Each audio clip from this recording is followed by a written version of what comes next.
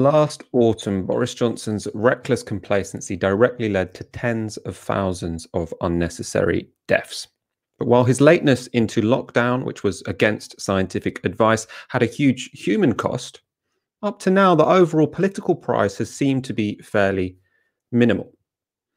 Could that be changing, though? Today, Johnson's behaviour during the deadly second COVID wave has been cast back into the spotlight after some incendiary comments were leaked to the Daily Mail. And with an open war between Johnson and his old advisor, Dominic Cummings, getting loads of dirty laundry out into the open, might we, against all odds, be about to see some accountability at the top of British politics?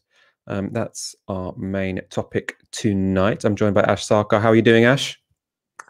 Just looking forward to seeing you, as ever. Great. We've got some meaty stories tonight.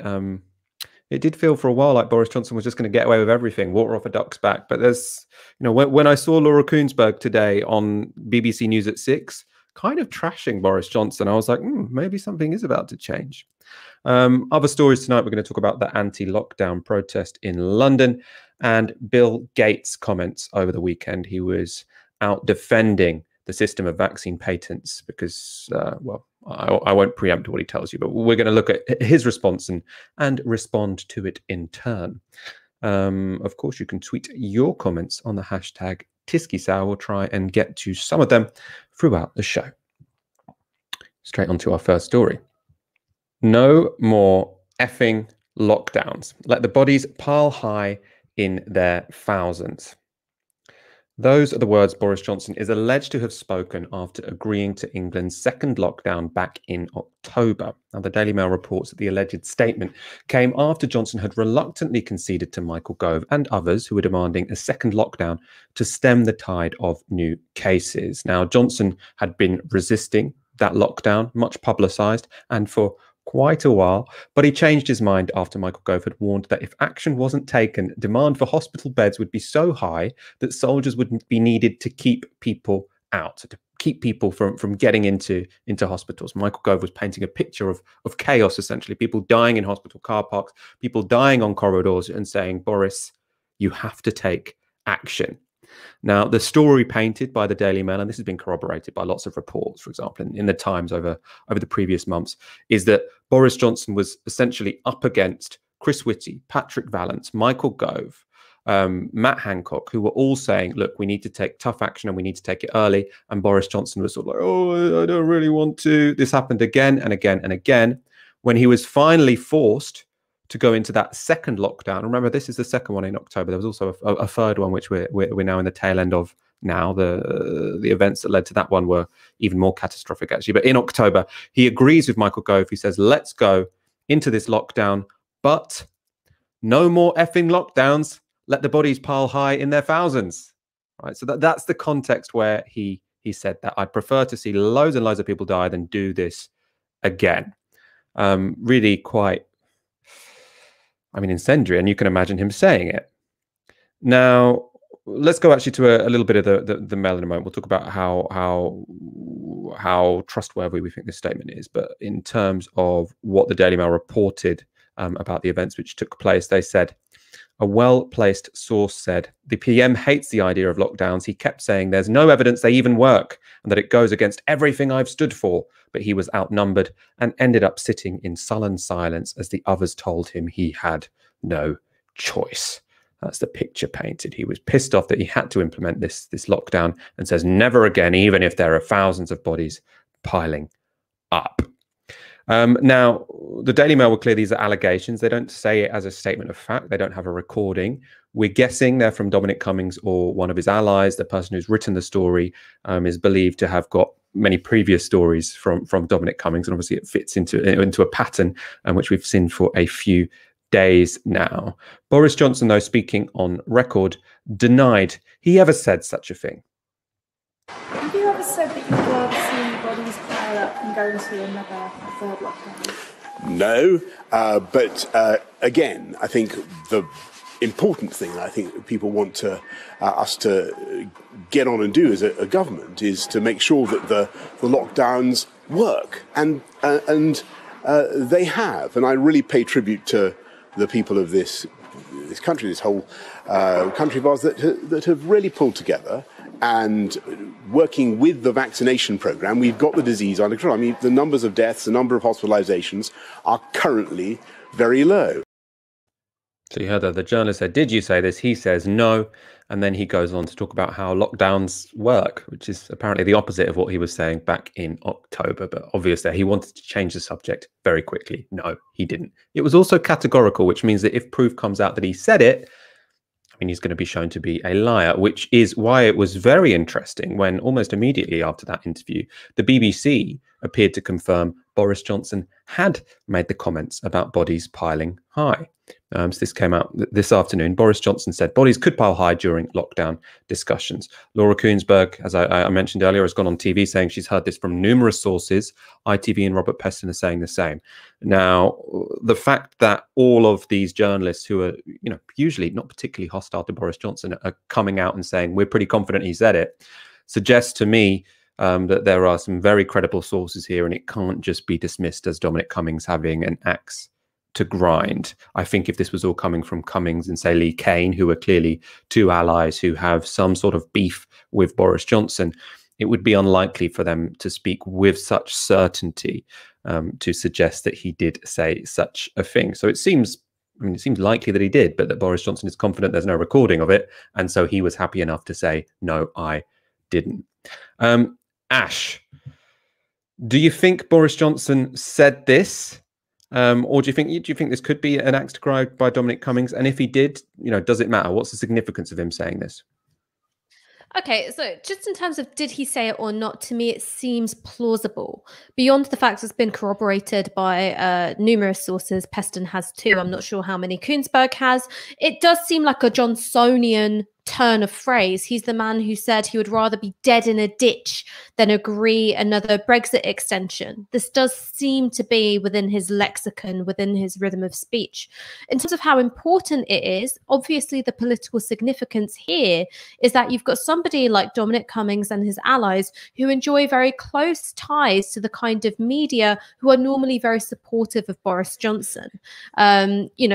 Cummings has all but admitted in his blog that he was one of the people, sort of quite regularly briefing Laura Kuenssberg, maybe not. He denies it on the matter of a second lockdown. But he's somebody who enjoys very close and very friendly relationships with the lobby. And what that means is that the kind of deferent and very hands-off approach that Boris Johnson has been able to capitalize on for the first year and a bit of his tenure is that looks like a much more precarious situation for him. It's not so easy anymore.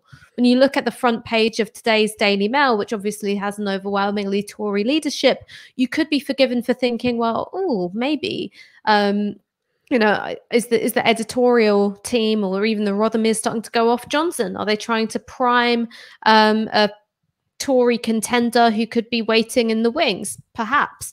How important is it for us, though, as the public? This is the thing that I've got to say pisses me off a bit, because maybe Johnson said it, maybe he didn't. The proof of the pudding was, in fact, that he did dawdle over the second lockdown, and he did dawdle over the third lockdown, just like he dawdled over the first lockdown. And what that meant is that the virus was allowed to spread largely uninhibited throughout the population. It meant that by the time we had a lockdown, we were still on that upward trajectory. You had cases doubling every fortnight, and it meant that tens of thousands of people did die. So the bodies did pile up in their thousands. So what difference to me does it make if Boris Johnson said this incredibly callous, flippant thing? Well, not very much, because he behaved callously and flippantly. When it came to policy, the thing that really matters, that's where we, the public, were let down, and we paid for it with our lives. So there's something, to me, kind of grotesque about the same journalists who I think put a lot of work into manufacturing consent during that period. Take Laura Kuenssberg, for instance, who I'll never forget her editorial when we reached the horrible number of 100,000 coronavirus deaths in January, reported it with this kind of lightly surreal and dazed tone. She called it a grim milestone in an abnormal year. You know, I call abnormal like a weird mole or a freckle.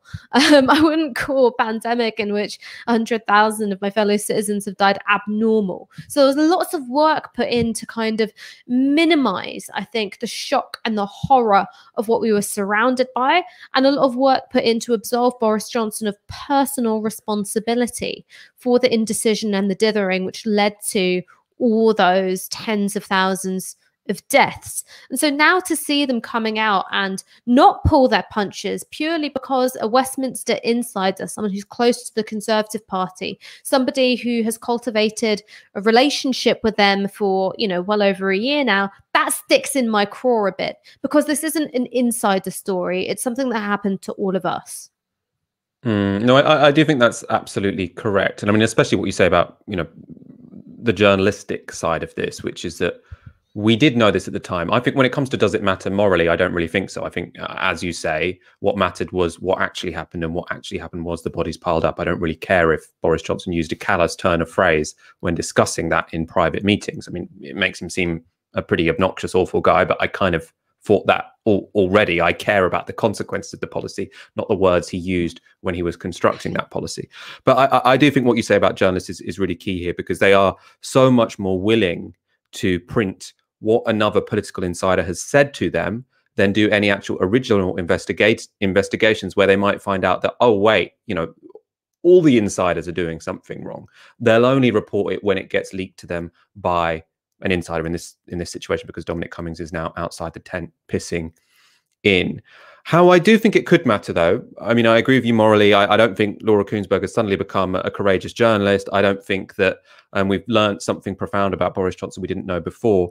But in terms of the political consequences, I do think there was something quite grotesque about seeing Boris Johnson making those decisions, which cost so many lives, and, you know, making them, you know, completely.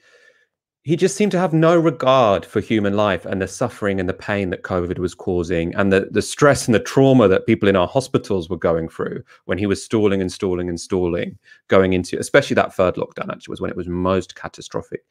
The idea that he was going to just get away with that like it was absolutely nothing, I did find, you know, almost quite upsetting. So I am in a way glad that now journalists again, not because they've suddenly, as you say, turned into brave, you know, brave journalists and speakers of truth to power, but because some insiders brief something to them, they're now talking again about that period of time, which I think Boris Johnson would like to be washed under the carpet, you know.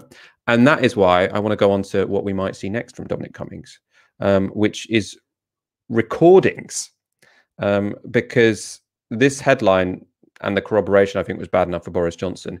If we hear some of the terms he used when he was in government, because obviously there has been this real effort to now suggest, oh, it was the science was a bit faulty, they tried their best in difficult circumstances. If people actually hear how Boris Johnson talks, that could cause problems for him, which means these recordings that Cummings potentially has could be very damaging. This is, again, from the Daily Mail.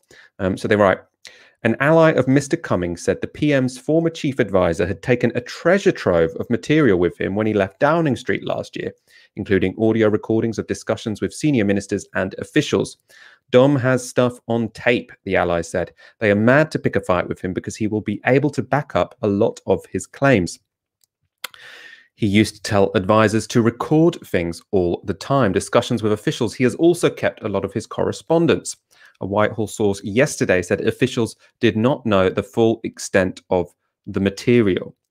Now, Ash, I mean, this could be, again, I don't think this is going to change our moral assessment of Boris Johnson, but this could really do political damage to him, right? Because he has quite successfully, with the help of the Laura Kuenssbergs of the world, made out that the consequences of his decision were out of his control. Whereas if we get these recordings where we see that actually they were in his control, he just didn't give a shit, right? That could change how people think about him.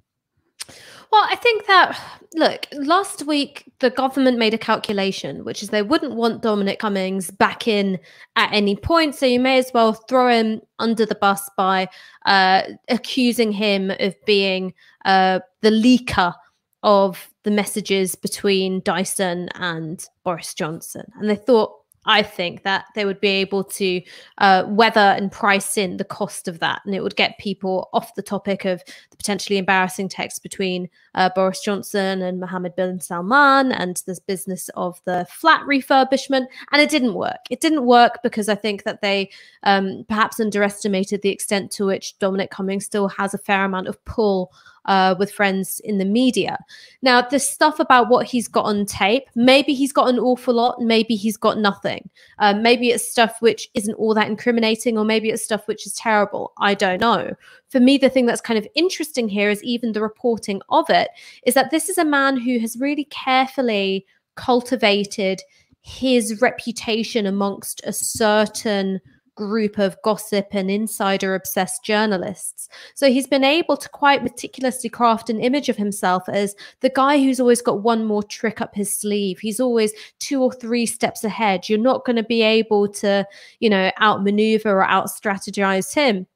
Ultimately, when it came to his time in government, he wasn't necessarily a genius. There was some stuff he knew more about than other people. There was other stuff where he had quite drastically overestimated his own power and capability. And so I wonder how much of this is going to turn out to be kosher.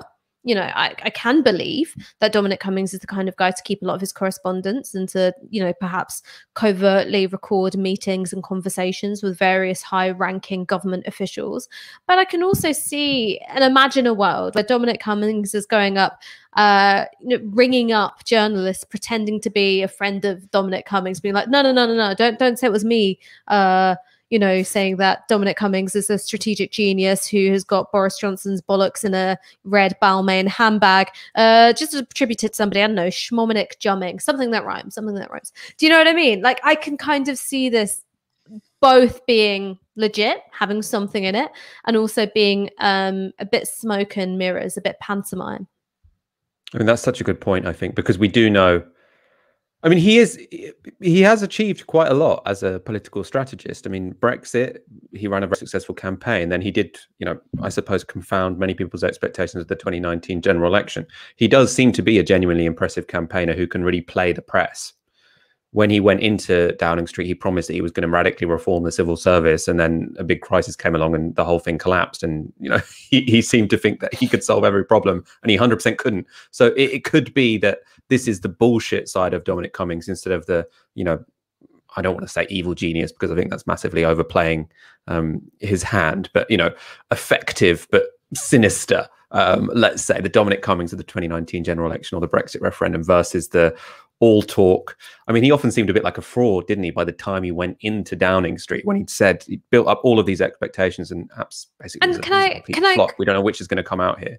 Dominic Cummings, to me, he is interesting. I find him interesting because he has this combination, I think, of being quite a canny reader of the public mood, and of course you don't know how much of that was the strength of the people that he found himself working with, but I think that he, you know, had a sort of finger on the pulse of kind of reactionary homeowning Britain, and he understood which bits of the Labour vote were soft, and he was quite good at cultivating a message and a campaigning strategy which zeroed in on those people, and so that's clearly somebody who is politically astute. But also when you read through his blog and when you hear about some of the things that he'd get up to when he was in government, apparently he would exit meetings by miming pulling out the pin from a hand grenade, tossing it over his shoulder, and then exiting the room. So it's somebody who seems a bit like Elon Musk wannabe kind of, hey, I'm a Silicon Valley tech disruptor, but he's got a kind of dilettante's idea of how they do things in the world of tech and the private sector, and just how much of you can apply of that to the civil service and the work of government. So it is interesting because there is, I think, a canny and effective political operator. And as you say, Michael, there is also a pathological bullshitter. And so whenever you've got Dominic Cummings' name in the news, and when he's playing this war of briefing and counter briefing, you don't know which one's at the helm. I mean, I do think one thing he seems to be good at, though, is knowing what the public care about. And I do think this body's piling up, I mean, could be genuinely damaging. Obviously, he got that very much wrong when he thought that driving to Bernard Castle would be a reasonable excuse for breaking lockdown rules. But there we are. He's a hit and miss guy. Maybe that's going to be our conclusion. We're going to go to the next controversy, which the whole Cummings-Johnson war has brought out, which is the flat. First of all, a couple of comments. Nick Hook with a tenner says, whether BJ said it or not, it's the attitude of many on the right during this pandemic, somehow convinced they'll never be among the piles of bodies. So who cares? Let them pile up, not our problem. I think that's really, really well put. It's quite interesting as well that a lot of people at the top of government got COVID quite early on, which did mean that a lot of them would be fairly confident they weren't going to get it again. I just thought that's kind of interesting. Simon Barrow with a tenner again. Thank you. A belated birthday super chat for my wonderful partner, Natalie, a true comrade of my heart. Happy birthday, Natalie. And thanks to Sarah Morrison for a $20 donation, and Naomi with 20 quid as well. Thank you so much. We really do appreciate it. And we have quite a few of you watching. I think it was about 2.2k last time I looked. If you are new to the show, do make sure you hit subscribe. We go live every Monday, Wednesday, and Friday at 7 p.m. and have videos that go out every day. Now, alongside claims about his handling of COVID, the other big cloud hanging over Johnson's head concerns the issue of his flat renovation and who paid for it. Now, it's thought that Johnson and his fiancée, Carrie Simmons, spent upwards of £200,000 renovating 11 Downing Street. Actually, they live in 11 instead of 10 because it's bigger. Tony Blair did the same. Now, £30,000 of this is provided by a public grant put aside for renovating the Prime Minister's flat. The rest of it was made up, it seems, from private donors. Now, this included £58,000 provided by Lord Brownlow, a businessman and Tory party donor, and the Electoral Commission has not yet been notified of this donation, and they're supposed to be notified of all political donations. So this is looking pretty sketchy.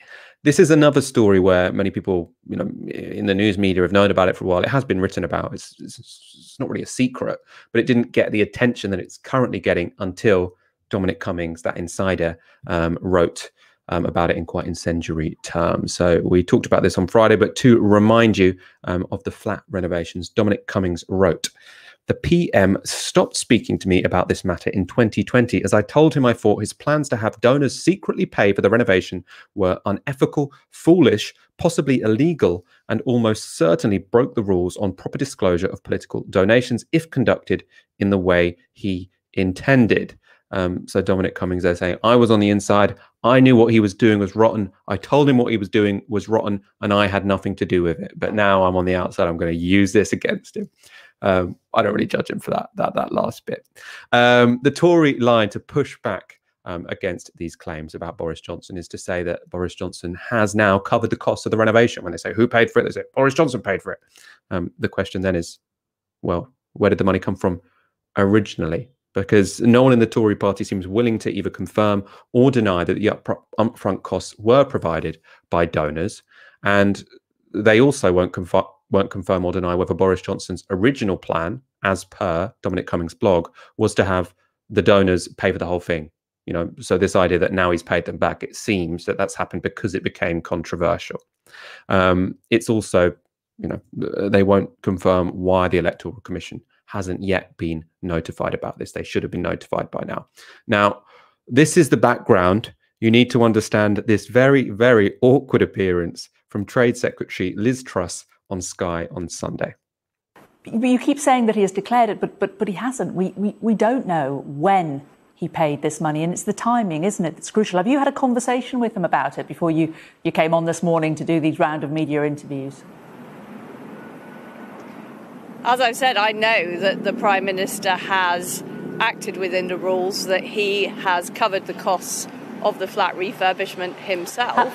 And I think that this issue is a massive distraction from what we should be focused on, which is how we are recovering from the pandemic, the vaccination programme, and the work we're doing to rebuild the economy.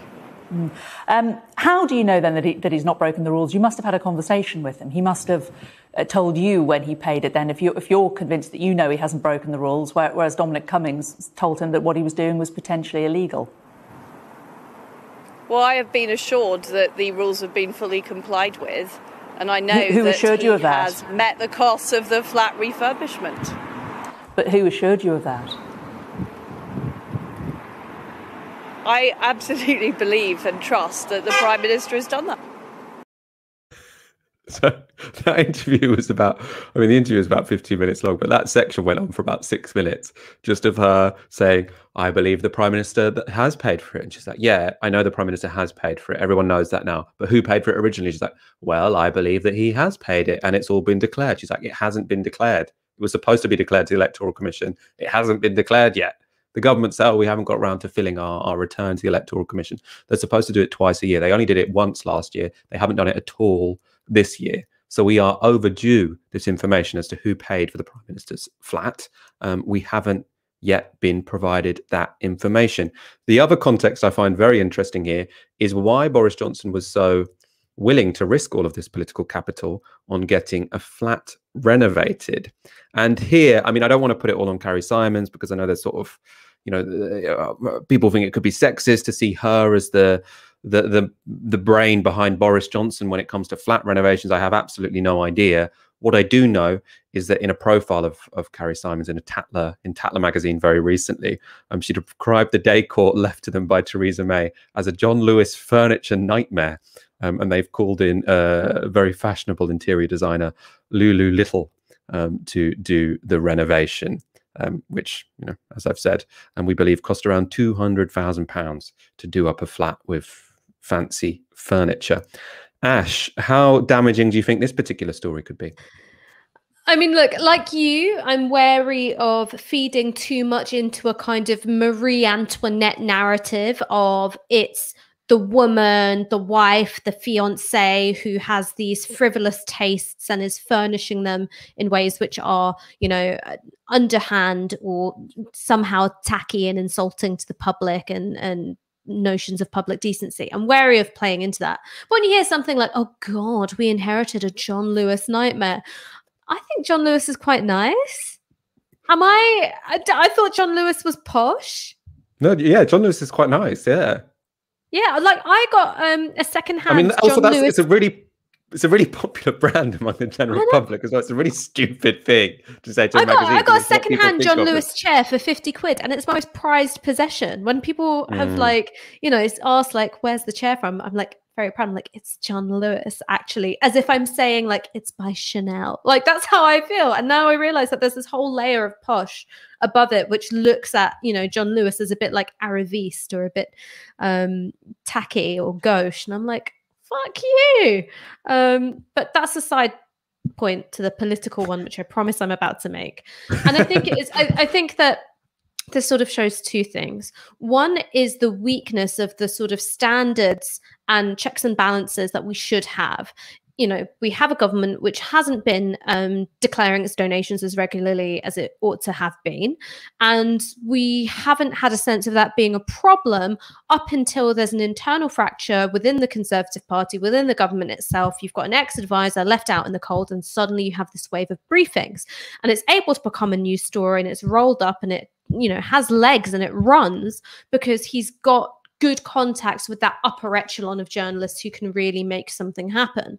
And when it came to something like Greensill, it really took a while for that to develop into a broadcast news story. First, you had some very diligent hacks at the FT covering it, and then you had journalists at the Sunday Times. But it took a while, and you had the sense of it being an uphill struggle. So even though there was quite plainly a story there wasn't enough traction in it until it started causing problems internally for the Conservative Party itself.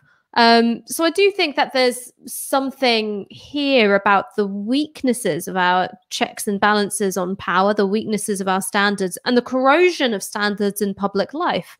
Because I think the minute you start having that kind of slippage where you don't have donations being declared and you do have this kind of mystery spending for a luxury redecoration of the Prime Minister's apartments, then that should immediately be a story. It shouldn't only come to public notice and become a problem when Dominic Cummings is feeling a bit pissed off.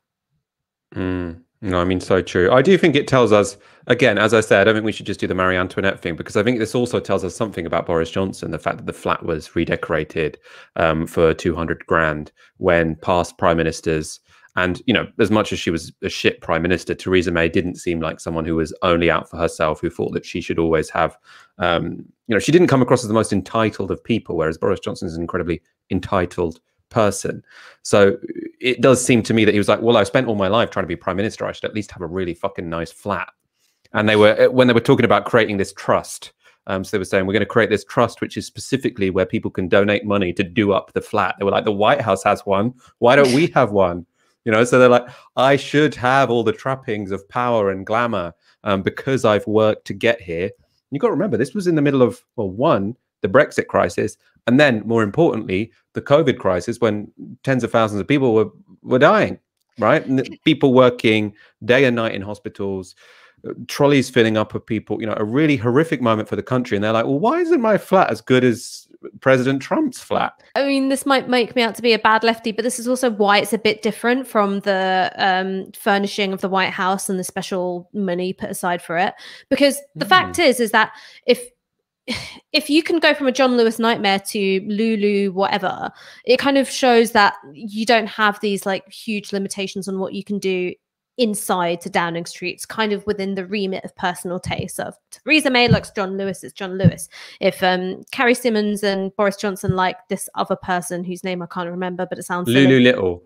Lulu Little, they can have it like that. Whereas for the White House, it's different. So quite famously, Jackie Kennedy, when she was the first lady, refurnished and did up the White House, which was looking kind of tired with historical pieces of furniture. So she sourced furniture which was from the time that the White House was constructed and made that into her thing to try and preserve a sense of history of the White House. She was also quite famous, I think, for you know, doing up the Lincoln bedroom and turning that into a kind of famous historical place as well.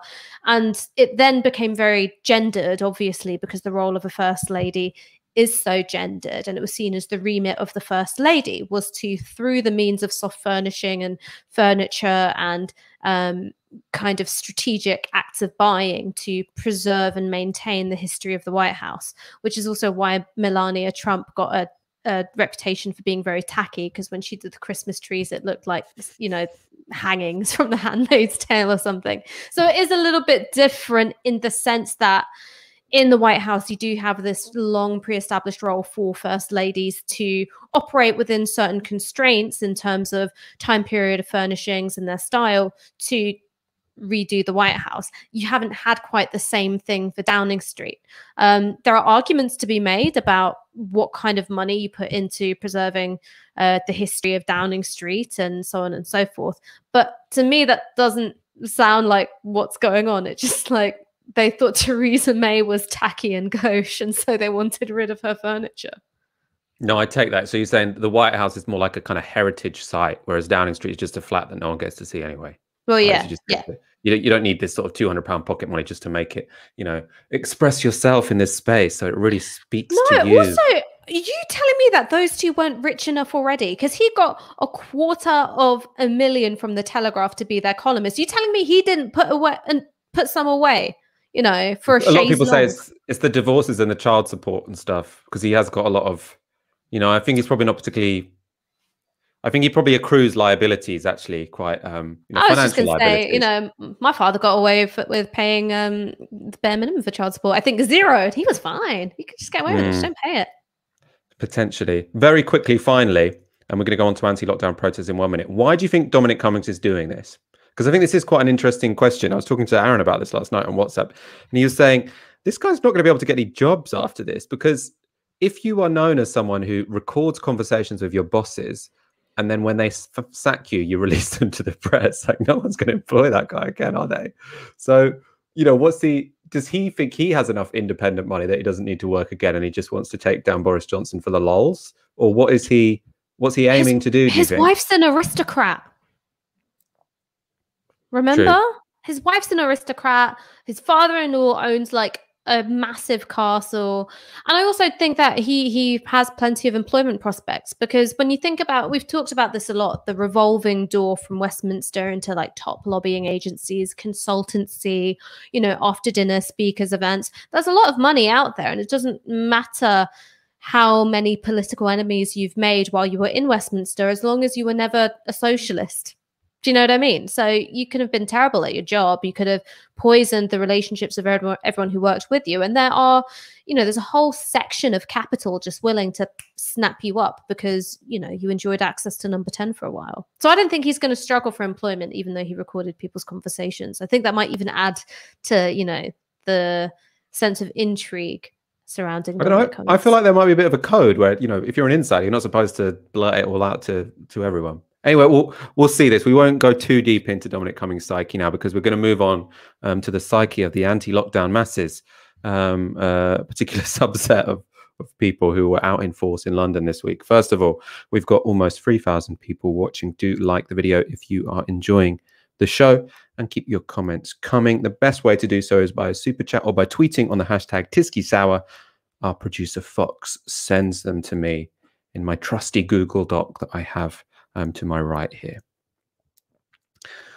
Over the course of the pandemic, there have been quite a few high-profile opponents of lockdowns and public health measures, which we needed to limit the spread of COVID. So Julia Hartley-Brewer come to mind, Toby Young comes to mind, people who were saying, no, these lockdowns are nonsense, it's all false positives, COVID isn't that big a deal, it's just like flu. This, for most of the pandemic, has been a pretty elite pastime in a way. So you've had lots of people agitating for this, often promoted in newspapers like the Daily Telegraph, but the overwhelming majority of the public have been actually very much in favor of lockdowns when they're needed and very much in favor of strong public health measures to resist a disease which they see as a real and significant threat. However, this weekend in London, we saw a protest against lockdowns and against COVID restrictions, which looked quite a lot bigger than anything we've seen before. So we can take a look at the images there. So this isn't just Julie Hartley-Brewer in her talk radio studio. This is a significant number of people. The demonstration was organised under the banner of Unite for Freedom, and several thousand people turned up. Reporting tended to put it at around 10,000 people, which is fairly significant. There were sort of the key demands, which everyone there seemed to agree on, was being against lockdowns and being against vaccine passports. Also, many people there against vaccines in general, or people skeptical about COVID altogether. So it was a bit of a motley crew. I was, I have to say, though, fairly surprised at how diverse it looked. Let's take a look at some footage from the Twitter account Urban Pictures of the event. We are the people! We are on your side! We have nothing to gain by spreading this information! We are on your side! We are trying to help you! Switch off the television! Switch off the television!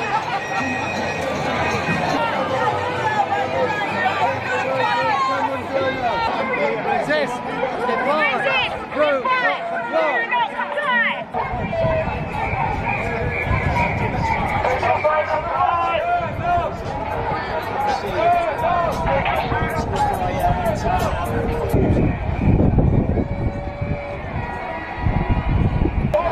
Everyone home! Everyone home! No problem, so let's just peacefully protest like the peaceful people that we are.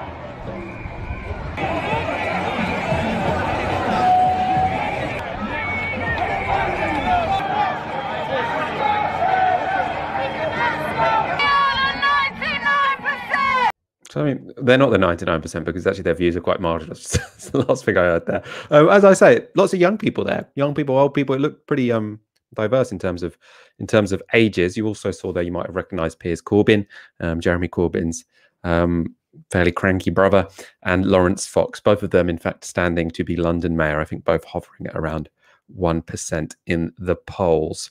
You might have spotted some of the banners. There says one saying no masks, no vaccines, no lockdowns. Obviously fairly incoherent because you're going to have a lockdown unless you have masks and vaccines. I suppose these people were never famed for their coherence. Some other signs that we sort of picked out when we slowed it down. Someone had written "Plandemic, deep state cabal, paedophiles, we see you." So that's clearly a sort of QAnon type right-wing conspiracy theory via the United States. And another one had a picture of Boris Johnson and a vaccine. It said, "Why are we taking health advice from people who believe in overpopulation?" It's not actually an idea I can particularly associate with Boris. I was thinking more David Attenborough when I saw that, but I think that's more about some big mass conspiracy, the establishment trying to give out vaccines to kill some of us or control some of us. I'm not that well attuned with all of these theories, I have to say. We can go to some of the main characters to look at what they're saying about these things, because I think actually the most significant question here is vaccines. The lockdown's almost ending anyway, right? So there is a case of how slowly do we remove the restrictions, but is this an anti-vax movement? That's probably what's most important in terms of public health. Lawrence Fox on this one, who we just mentioned, he is not anti-vax to the extent that he thinks older people should take it, but he doesn't think he should take it. So he tweeted last week, sharing a picture of his invite to get a vaccine. He says, "I'm busy that day, I'm afraid. There's no need to vaccinate the healthy, much as there was no need to quarantine the healthy. This stupidity needs to stop." Now, again, that's the kind of attitude which is going to leave us in lockdowns much longer than we need to be.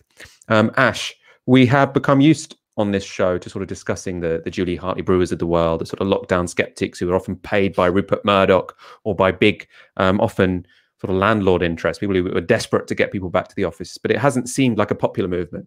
But that did look both quite big and quite, I don't want to say representative. I mean, it looked mainly white people from the video I showed, but not only, and that the age spectrum seemed quite significant. Do you think it was significant what we saw?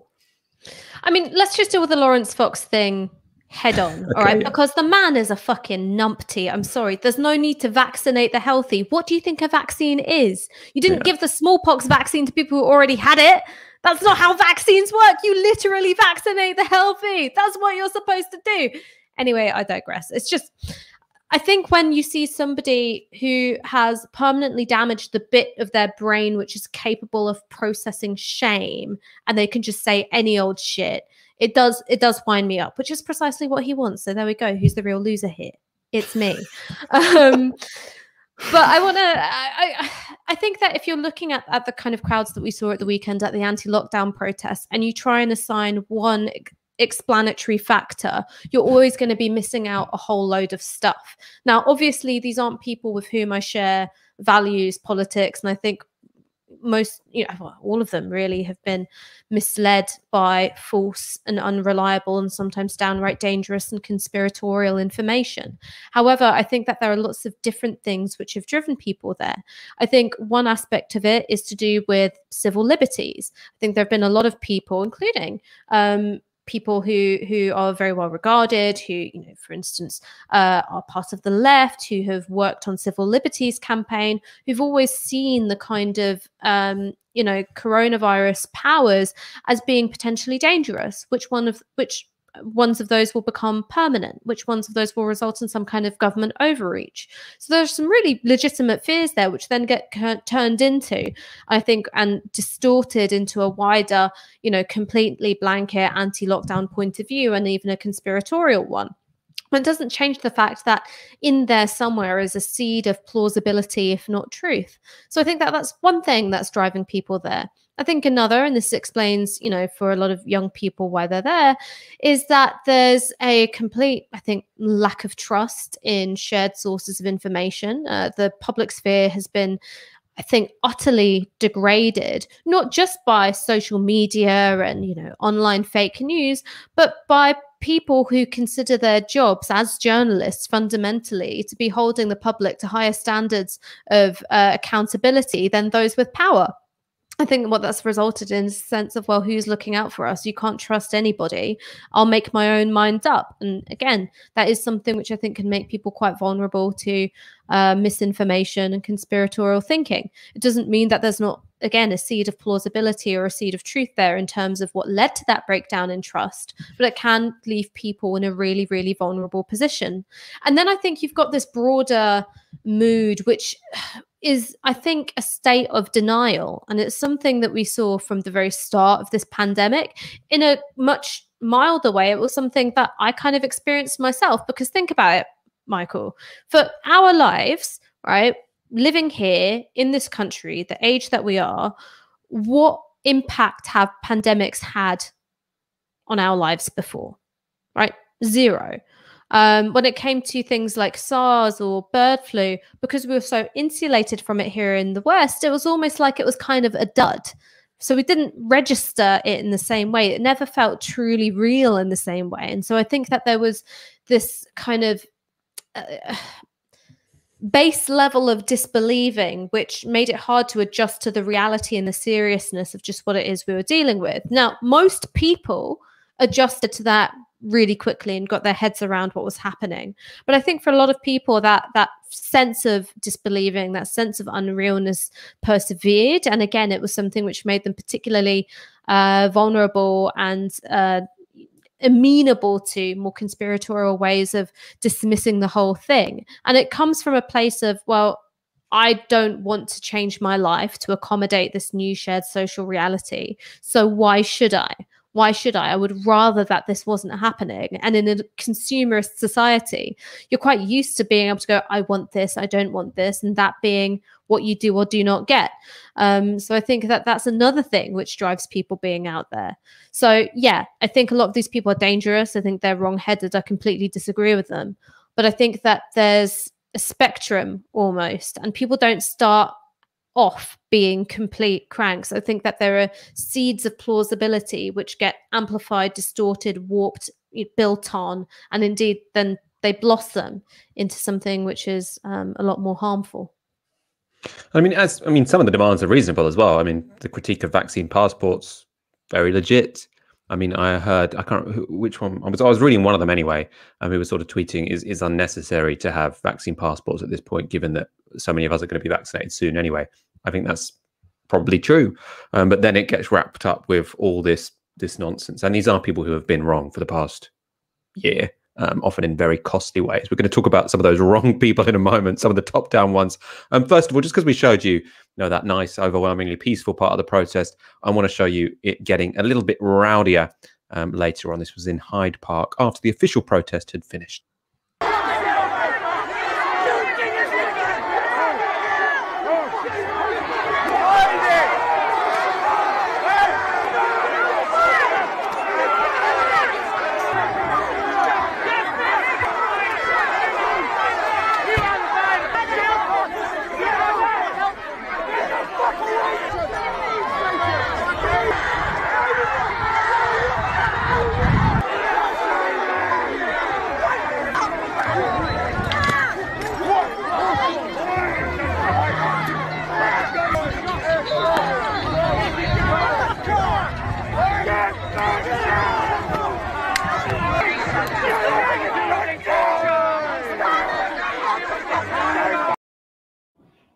All looked very, very, very chaotic. I saw people sort of commenting on Twitter how it looked like the police were much, less armed than they were at the Sarah Everard demonstration. I think potentially, to be honest, I'd have to look into it more to know if that was the case, because you can see images of the cops at one part of a demo where it seems like they're not really prepared and they've got a huge van around the corner.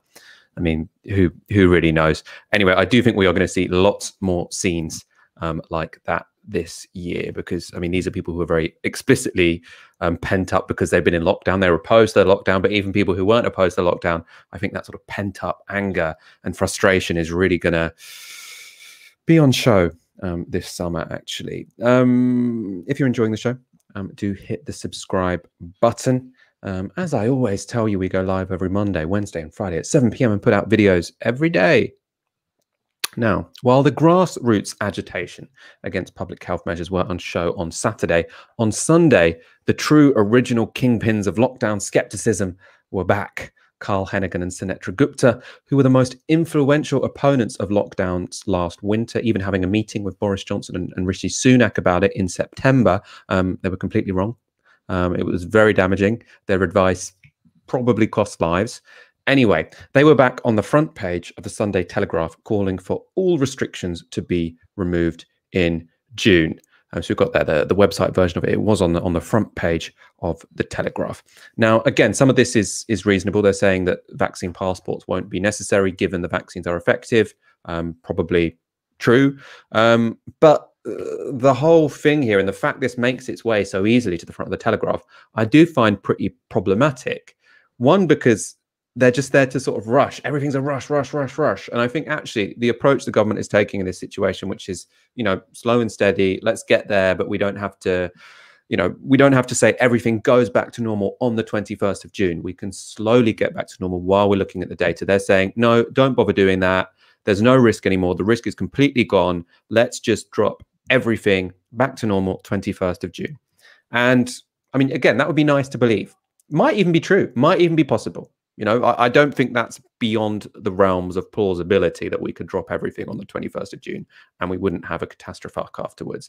But these are the last people in the world, I would believe, when they say this. Probably actually Piers Morgan and Lawrence Fox would be slightly higher, but these are fairly close.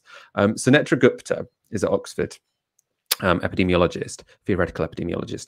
She has been wrong so many times in this pandemic. It's unreal. It's why it's so unreal that she got invited to Downing Street in September. This is an article from May 2020. So May 2020, after the first wave, Sunetra Gupta, COVID-19 is on the way out. This is Freddie Sayers writing up an interview with her. You can watch the whole interview on YouTube. It says the author of the Oxford model defends her view that the virus has passed through the UK's population. Now, the Oxford model there was her view put out in May that potentially already 2/3 of the people had COVID-19. This was in May in 2020. And so therefore we'd got to herd immunity. By that point, 35,000 people have died. We're now at 150,000 people. So that was as wrong as you can be. Carl Hennigan also has a history of being as wrong as you can be on this. This is from September 2020, just before our catastrophic second wave. Boris Johnson must bend the rule of 6 and stop panicking. The Prime Minister has made one cautious, catastrophic error after another. So he's saying the problem with Boris Johnson is he's just been too cautious, which is probably why you have Boris Johnson in those meetings saying, I'd prefer to see bodies pile up than have another lockdown, because he's got these, you know, academics with big titles under their names telling him you don't need to do it. Still, they have a direct line to the Telegraph and can appear on the front page. I find that personally, I don't know, pretty worrying. I mean, I do think that if you've made this many catastrophic errors, you shouldn't be able to get put on the front page of a newspaper anytime you make a statement. Ash, am I being overly harsh? You know, everyone makes mistakes. Is that what's happened here? Maybe they've got this one right, even if they got everything wrong a year ago or 4 months ago. No, I mean, and this is kind of the thing about journalism and politics, is that it looks at academia in very, very reductive ways. So the academics you like, people who you agree with, people who serve particular political purposes, are elevated almost into being spokespeople for their entire discipline. So even though Sunetra Gupta and Carl Hennigan are minority voices within their field, and a lot of their work has been robustly criticized and some of it has been discredited and debunked, is that these are people who, by virtue of being helpful for a political narrative, are able to enjoy really close relationships to those in powerful positions in politics and in journalism. And this is something that you see all the time, which is people who maybe haven't done so well in their field of academia, who many of their work has been criticized by their peers. You see this in the humanities all the time, are sort of adopted by various politicians and various papers as a kind of, you know, prof washing is what I'd call it, you know. So you sprinkle in your, you know, PhDs and your professorships, and it legitimizes and launders dodgy opinions, shall we say. And that's kind of the role that you see Sunetra Gupta and Carl Hennigan playing in terms of the public conversation. Now, they might be completely sincere in a lot of the things that they're saying, but it doesn't change the fact that it's a minority view. In terms of where the data shows effective action being taken, it's not where you see lockdown skeptic policies being implemented. It's ones where you have you know, quick action really early on, and then slow unlocking, which is responsive to what the data and what the testing is telling you. It's the opposite of what they're saying. So I agree with you. I think that it's dangerous. I think it's wrong-headed to platform these people in this kind of way, but it's happening because it serves a political purpose, and it's one which gets people into the offices as quickly as possible, returns to an economic status quo where people are, you know, exploitable when they're worried about their job, when they're, you know, in really precarious positions, and things go back to the very worst of how it used to be. Not just the fun stuff of getting back in the club, which we all want. Yeah, no, I agree. And I mean, we should clarify. I'm sure when you say we shouldn't platform, you don't mean we should no platform Carl Hennigan. It's more that you shouldn't put on your headline, scientists believe all restrictions should be dropped on the 21st of June, without putting in the second paragraph, by the way, all of these scientists were wrong, over and over again for the past 12 months. Absolutely. Maybe it should be a little story on page 26 or something. I'm absolutely not talking about no platforming. I'm talking about the contextualizing is really important. So what kind of platform do you give somebody? When you have had, Sunetra Gupta, for instance, on Radio 4, it was, I think, a very light touch, soft interview, which was deferent to the academic title. And so that's what I mean by platform, one which takes the title of professor at face value and doesn't do any deeper digging. Absolutely. No, I got that. I just wanted to. Cool. I'm not. A lot of people want to say, "Oh, Novara, they want to know platform everyone." I know you don't want to know platform everyone. I just wanted to make that clear. Just you. If you are enjoying our show, the platform we give to ourselves and everyone who comes on our show, please do. And the people we exclude, maybe your fund does because the people we don't platform, who knows? I can't decide. If you are a financial supporter, thank you so much. You make this possible. If not, please do go to novaramedia.com/support. A couple of comments. Linda Heap tweets on the hashtag Tysky Sour. My 2 grandchildren's classes have both been sent home from school to self-isolate. They are 6 and 8. It's not over yet. A very important reminder there. It's not over yet. People are still getting COVID. I mean, that's very much true. We can't drop everything now, but we should also, I think, hanging out outside, very good for us all, very safe. There's no rush, but also let's live our lives. Thank you for that comment. The Emperor Hotspur Hurley 61. Solidarity of AOCs are turning up to Tysky Sour the day after Spurs failed to win the first half yesterday. Failed to in the first half yesterday.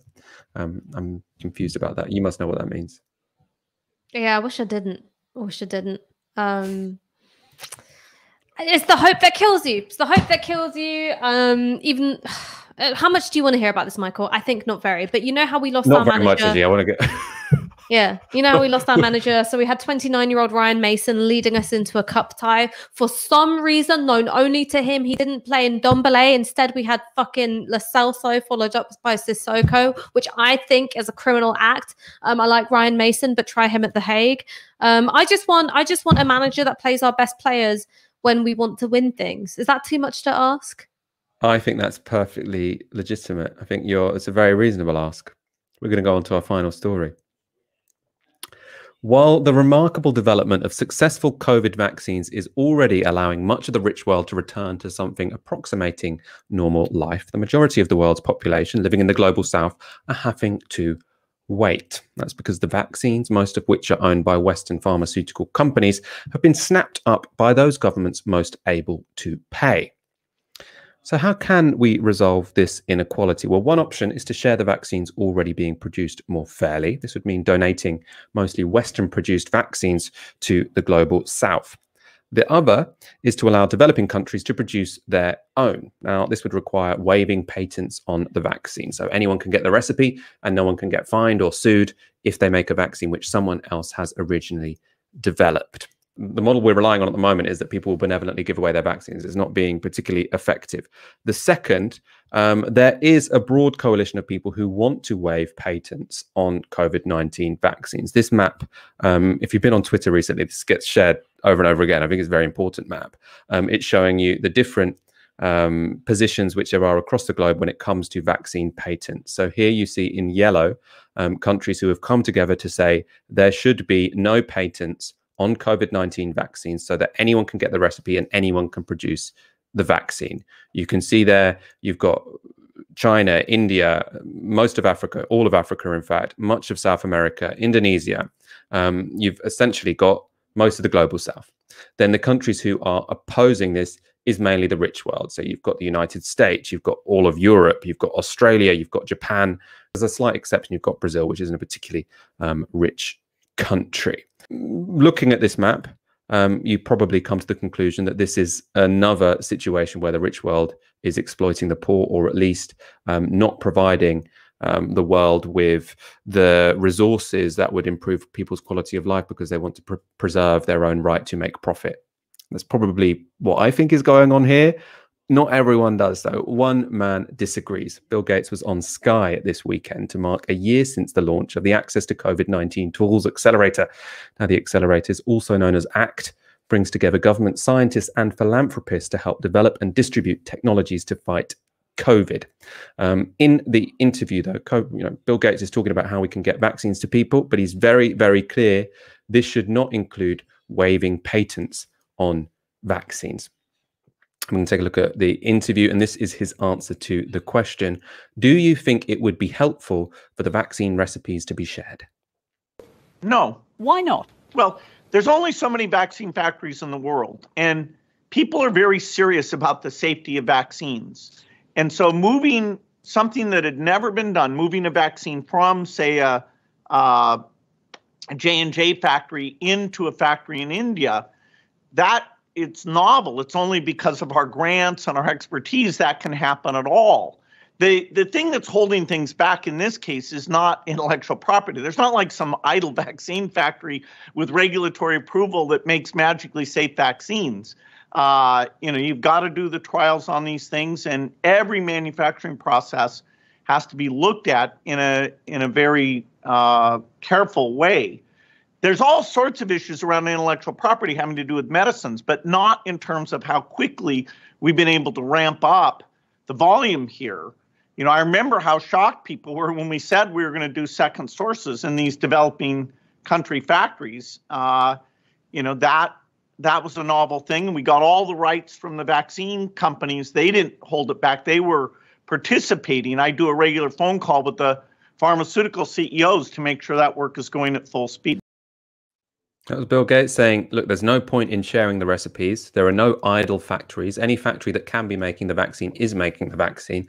And also he adds, by the way, anyone that is making a vaccine in the global south is basically doing it because of our grant money, which, I mean, is one perspective. Is he right? I'm joined by Stephen Boranyi, a science journalist who's written extensively about the pharmaceutical industry and the development of COVID vaccines, to tell me. You've also been on the show a few times. Lovely to have you back, Stephen Boranyi. What did you make of Bill Gates' argument in that particular clip? Bill Gates reaction video. Let's go. Bill Gates in that clip. Yeah, you can always trust a guy who's on the phone with the CEOs of every pharmaceutical company every week. That's a guy I want to put my trust in to solve this crisis. I mean, basically, he's being purposely obtuse here, right? He's wrong on the face of it, saying there aren't any idle factories. I mean, I published in The Guardian just the other day, a factory in Canada, a company called BioLice that wants to make the J&J vaccine. They haven't heard back. They've got the bioreactors. They've got, enough stuff to make about 20 million doses a year. Not a huge amount, but, it sort of puts the lie to the idea that, nobody's going to do it. There's factories in Bangladesh that have come forward, things like this. But the bigger issue is he basically says that there's no way to do it any faster. And he's being obtuse about sort of how this works. I mean, there's no way that you could just waive the patents today and a factory will make vaccines tomorrow. But that's not what people are asking for. They're asking for like a joined up international effort to build up production from the very base level, which basically deals with all of his critiques. There aren't enough materials, there aren't enough factories. I mean, what we're saying is we want something like there was in the past. We want something like there was for smallpox, where there's a global coordinating body and they help every country build up capacity to take on this thing. I mean, would he not say that's what his ACT UP? Well, it's not called ACT UP. Sorry, I've got that wrong. It's his accelerator, his COVID accelerator was supposed to be to transfer technology, wasn't it? But it was while leaving all the power within the pharmaceutical industry. Yeah, exactly. And do you think if he did that without the patents, it would be more effective? I mean, if he didn't do it at all, it would be more effective. If he let the WHO use their own accelerator, which is what they want to do, and he sort of jumped in front of them and said, oh, no, we're going to do it my way. And then nobody did either of the ways.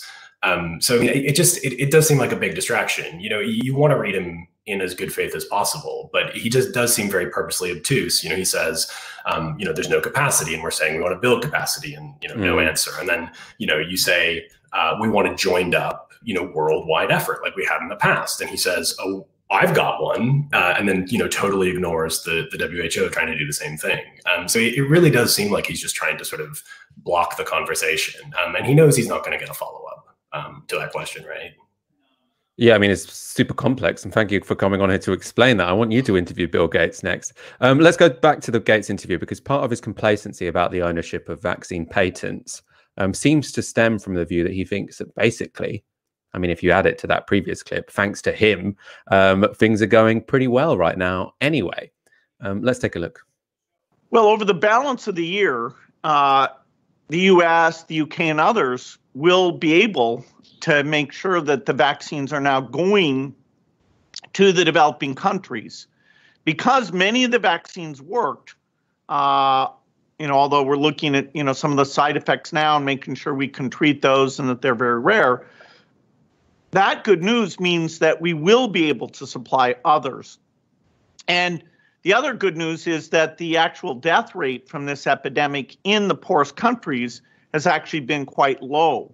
And so the places where, you want to get everyone over 60 vaccinated, like South Africa, Brazil, that will become a priority just in the next, 3 or 4 months is when the U.S. will move into that excess position and take these Act A resources and use them to get those vaccination levels up as fast as we possibly can. It is true that there's been about a 4-month gap that, depending on what happens with J&J, could be over 6 months. Typically in global health, it takes a decade between when a vaccine comes into the rich world and when it gets to the poor countries. So there you saw the argument. He's basically saying, look, normally it would take 10 years for people in poor countries to get the medicines we're using in the West. If it's 4 months to 6 months, I don't get why people are complaining. What did you make of that particular argument? His voice is really annoying. I mean, he's basically saying, we used to do a terrible job at this. We're doing a better job. But even now that we're doing it faster, you'll get yours when we're done. We're going to do business as usual. We're going to let the pharmaceutical producers handle production all on their own in total secret. No transparency about production, no transparency about supply. It arrives when it does. First come, first served, and you can eat when we're done. And I mean, the way that I think I always think about this myself, and I encourage other people, to think this way, is to ask yourself, do you think that they think this is a crisis? Because they're doing things the same with the same business model that they were before. It's just that the vaccines got developed a bit faster. It's first come, first served. It's all secret. They're not sharing anything. They're not doing tech transfer. There's none of this idea of war footing where we're going to marshal every resource and profits and productivity be damned.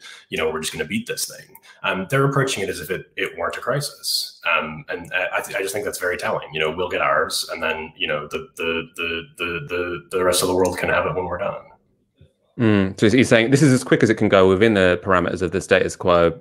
So why are people complaining? I was just going to say that's always the thing with Bill Gates. I mean, he built this reputation because the cures that he wants to fund are, that's good. He's a techno optimist. That's the money he gives to science. That's great. But he has a very narrow view of how the world and politics can work. And not only is it very narrow, it's very ahistorical.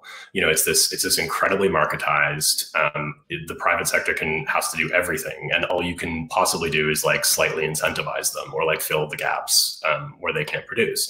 And he's never going to compromise that, even now, in the middle of this crisis. Yeah, I think that's a super important point to make. He's not up for compromising it, however serious the crisis is.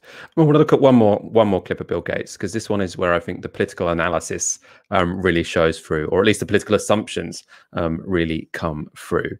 In this bit, he's pushed by the host on whether he thinks the gap between access to the vaccine for the rich world and the poor world is a problem at all. Yes, the reason our foundation-funded Gavi, which the UK is also a huge backer of, is to deal with these unbelievable health inequities. And as I said, in this case, it's about a 4 to 6 month delta. That's not fair, but that's actually doing very well. Given that the funding that was provided, the fact that the rich countries have somewhat prioritized themselves, that's not completely surprising. We don't have world government that sits there and ignores the US R&D money or UK R&D money and overrides that. because the fact of getting elderly people vaccinated in the rich countries, which actually had the pandemic worse than most of the developing countries, that was a good thing. The fact that now we're vaccinating 30-year-olds in the UK and the US, and we don't have all the 60-year-olds in Brazil and South Africa, that's not fair. But within 3 or 4 months, the vaccine allocation will be getting to all the countries that have the very severe epidemic. And so Act A, it doesn't get a perfect grade, but it does get a very high grade that the second source deals did happen. And now, we're going to get to the point of equity. So the bit I thought was most interesting there, and what I want to ask you about, Stephen, there is he's basically saying it's either this system we have now, which is based on, national governments, corporations, and the odd philanthropist, or it's world government. That's the sort of the options he's presenting to us. You've got the status quo, or you've got world government. I mean, how would you respond to that particular argument from Bill Gates? It's the centrist motto, man. Things cannot be better. We can't imagine any sort of better world. It's the same thing as always. It's stalling. It's sort of false equivalencies, and it's all sort of based around continuing to do things the way we currently are. Which is just business as usual. And I mean, the reason I keep saying that it's ahistorical is that, there were previously in the past joined up efforts to take on global epidemics, against smallpox, against polio. You have the WHO, which is far from world government. It's an institution that is bought into by its member states, created coordinating bodies that allowed countries to build up capacity to make vaccines. And that worked really well in the 1950s, 60s, and 70s. And so to say that it's this or some one world government, again, it's just like it's a false equivalency. It's totally ahistorical. The point that I think that's standing out from what you're saying is that what you're proposing isn't even actually that radical. It's just what happened in the 50s, the 60s, and the 70s. Which was that patents weren't so defensively protected, and you could have coordination between different countries, and countries could say, look, we're making this vaccine. Sorry, it's an emergency. You can't stop us. Yeah, I mean, basically. And it's not to say that pharma companies got thrown out to dry, or even that they didn't fight for their patents. It's just that, like, countries actually stood up to them. It's within living memory, and sometimes it seems like a lost world. Stephen Buranyi, thank you so much for joining us. Super insightful as ever, and we'll speak to you soon, I'm sure. Thanks for having me. Bye-bye. That was a great interview. Very, very clarifying. Ash, I want to bring you in on Bill Gates. I mean, he's a shit person. I'm sorry. I was listening to it and I was like, okay, from a moral standpoint, this is completely indefensible. This idea of, because of where you were born in a poorer country, you have less of a right to life than people who are born in rich countries. That's just how it goes. We can do nothing about it. Is of course morally indefensible. Something which is obviously informed by a philosophy which assigns moral value and the value of a life according to wealth, and also I think implicitly according to race. This is something which does benefit European countries and North America, rich countries which also got rich because of colonialism, because of the systematic dehumanization of people who are colonized. So I do think that is something which feeds into the certain casualness with which people can talk about the consequences of health inequalities, as if it's just a part of nature and something that we have to live with. We don't. It's a moral stain. It's a disgrace on the pharmaceutical companies who have been so fiercely guarding their intellectual property. And it's also a moral stain on the governments who let them get away with it. So even before we get to the business of new and emerging variants and the kind of threats that they could pose to even vaccinated populations in the global north and those richer countries, it is by itself so morally objectionable that I almost don't know how to respond to your question, because it's so obviously horrible. But then the second thing, of course, is this business of variance. And at the moment, we're caught between being able to open up domestically, have greater and greater participation in public life, being able to see each other, interact, potentially having events with crowds again, so on and so forth, but with highly limited international travel. And even that isn't completely without risk. And that's simply to guard against variants, which will become more common as the disease is allowed to grow out of control in poorer countries because of lack of access to vaccines. It's something which endangers us here as well. So as well as being incredibly immoral, it's also short-sighted. And if we've learned one thing about this pandemic, it's if you choose to leave a certain class of people behind by virtue of their social status, whether that's because of where they live or their age or their race or their employment, or whether or not they're in prison or whether or not they're in an immigration detention center, it will ultimately come back to bite those who are relatively insulated from those kind of social ills. It'll bite them in the arse as well. But it turns out we've not learned that lesson, or at least Bill Gates hasn't learned that lesson. Very well put. You said it very well put, especially as my question was, what do you think about Bill Gates? So that's a slightly lazy question from me, but you did very well there. Brother Mucker with 20 euros. The world has adopted a new king in Gates, it seems. Very well put. Learning to fly with 4.99. Everything about the current state of mainstream journalism is pretty horrifying, Michael. Long live Novara. Thank you for your support, Learning to Fly. Ash, it has been a pleasure, as always, speaking to you on a Monday. This is the best part of my week. I say that every week. Every week, I think you think I'm just saying it. I'm not. I'm being needy and I'm being real with you, Michael. It's the best part of my week. Oh, that's so nice to hear. I'm sure that's only because not every sort of entertainment establishment is yet open in this country. But we'll see how long this lasts. Downstream will be tomorrow. I think Aaron Bastani is going to be interviewing Adam Tooze. Maybe that needs to be slightly confirmed, but that's my hint for you. I'll be back on Wednesday. You've been watching Tysky Sour on Novara Media. Good night.